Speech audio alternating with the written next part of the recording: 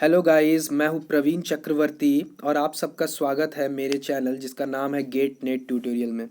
तो गाइस, मैंने अभी आपको बहुत सारे वीडियोस दी हुई है और आज का जो मेरा लेसन है वो है जेएस 2019 में पूछा गया सवाल है, जो कि बहुत ही ईजी सवाल था बट बहुत आसानी से गलती करने वाला सवाल था, मैं ऐसे कह सकता हूँ।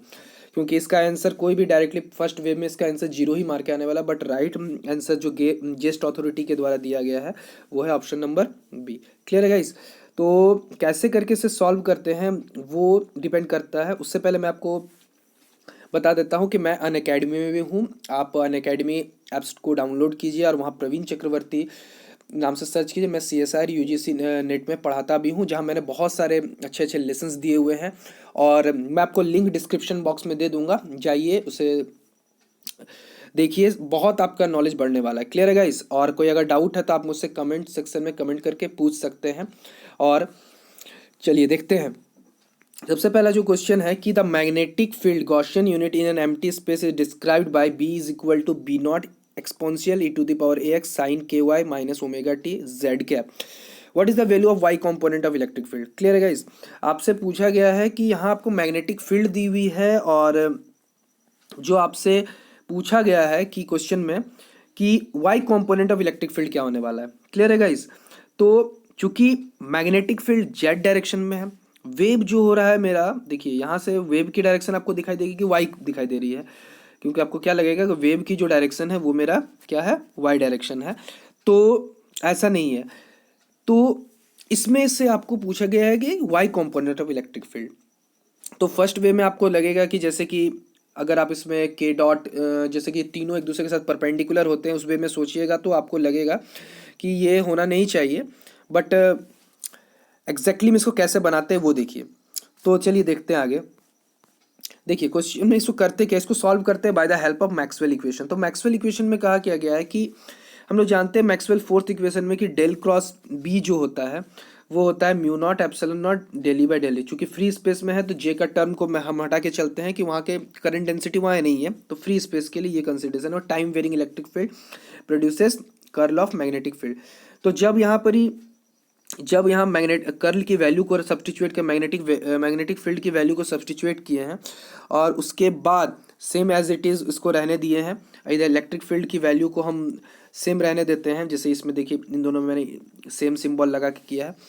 तो और इलेक्ट्रिक फील्ड को भी हम आगे देखिए, ध्यान से देखिए। इलेक्ट्रिक फील्ड को भी मैंने 3 भाग में तोड़ा हुआ है।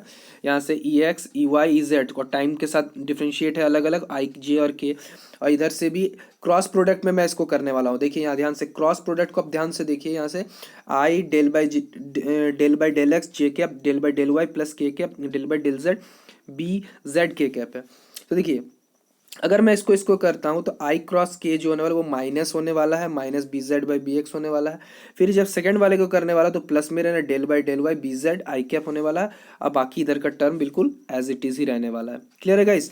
चलिए आगे बढ़ते हैं। देखिए उसके बाद हम लोग क्या करते हैं कि आई कॉम्पोनेंट्स को सेम करने की कोशिश करते हैं, यानी जो कॉम्पोनेंट्स है सेम करता हूँ। देखिए सबसे पहले ये जो कॉम्पोनेंट जे वाले के साथ इक्वेट करेंगे और वाई वाला जो भाग है, सॉरी आई वाला जो कंपोनेंट है वो आई के साथ इक्वेट करने वाले हैं। और आपके पास क्वेश्चन में पहले से गिवन था कि आपको पूछा गया था कि बी की जेड कंपोनेंट दी हुई है। देखिए मैं आपको क्वेश्चन फिर से दिखा देता हूँ। देखिए यहाँ आपको क्वेश्चन में बी की जेड कंपोनेंट, जो कि जेड कैप लिखा हुआ है, तो बी की जेड कंपोनेंट दी हुई है। तो जब जेड कंपोनेंट आपकी दी हुई है तो यहाँ इसी इक्वेशन को उठाते हैं और यहाँ डेल बाई डेल वाई इसको यहाँ रखे हैं minus del by del t B not e⁻AX sine KY minus omega t z cap है। जेड कैप तो सॉरी डायरेक्शन है, तो इसको वैसे रहने। तो सिंपली इसको एक्स के रेस्पेक्ट में डिफ्रेंशिएट करते हैं तो e⁻AX का तो e⁻AX और ए तो कांस्टेंट बाहर आ जाएगा। तो यहाँ sine KY minus omega t. अब उसके बाद चूंकि इसको टाइम के रेस्पेक्ट में, चूंकि EY पूछा गया है तो सिंपली हम इसको टाइम के रेस्पेक्ट में, मैं थोड़ा सा इसको ऊपर लेके जाता हूँ।